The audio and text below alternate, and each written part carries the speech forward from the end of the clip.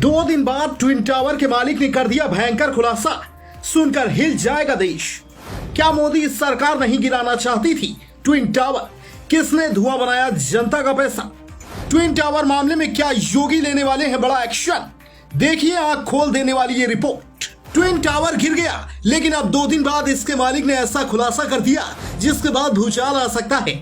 Twin tower भूकंप रोधी बना हुआ था, सारे मापदंडों पर सही था। फिर ऐसा क्या हुआ कि सुप्रीम कोर्ट ने इसे गिराने के आदेश दिए? ट्विन टावर के मालिक ने ऐसा खुलासा कर दिया है जिसके बाद अब खुद अमित शाह एक्शन ले सकते हैं। जिस वक्त कुतुब मीनार से भी ऊंची भारत में बनी इस इमारत को गिराया जा रहा था, पूरी दुनिया इस नजारे को देखना चाहती थी। सिर्फ 10 सेकंड के अंदर इसे जमीन पर धराशायी कर दिया गया और इसके साथ ही सैकड़ों लोगों के अरमान भी इस धूल में उड़ गए।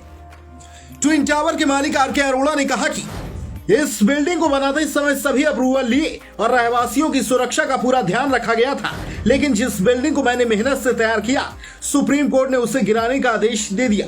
जिस दिन इसे गिरना था उस रात मैं सो नहीं पाया। अब सवाल ये उठता है कि अगर सारे अप्रूवल थे तो फिर इसे क्यों गिराया गया? क्या सारे अप्रूवल पैसे लेकर अधिकारियों ने फर्जी तैयार की? जिस जमीन पर ट्विन टावर बने हैं, इसे नोएडा अथॉरिटी ने मायावती की सरकार में साल 2004 में दिया था।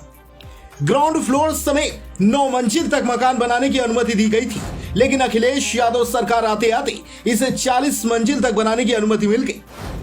मोदी देश के हर परिवार को घर देना चाहते हैं, फिर जहां 800 से ज्यादा लोगों को रहना था उसे क्यों गिराया? हमारे देश में अधिकारी हो या फिर नेता, हर किसी को अपनी टेबल पर रिश्वत के बंडल चाहिए होते हैं। ट्विन टावर के मालिक आर के अरोड़ा ये भूल गए थे कि अधिकारी और नेता के अलावा कोर्ट भी होती है जो इंसाफ करती है। ट्विन टावर के मालिक आर के अरोड़ा ने कहा कि 40 साल से इस सेक्टर में काम कर रहे हैं, अप्रूवल कराते हैं और बिल्डिंग बनाते हैं। हम किसी भी तरह के करप्शन में शामिल नहीं हैं। हमने सभी प्रोजेक्ट नियम कायदों के साथ अप्रूवल लेकर पूरे किए गए। जिस दिन ट्विन टावर की बिल्डिंग गिरनी थी, रात भर मुझे बेचैनी रही। जिसे हमने बनाया उसे हमारे पैसे से ही गिराया गया। इससे बुरा और क्या हो सकता है?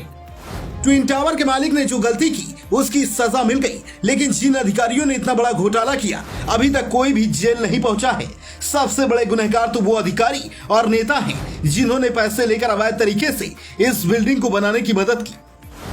ट्विन टावर घोटाले में शामिल कई अधिकारी मर चुके हैं और कुछ अभी खुली हवा में घूम रहे हैं।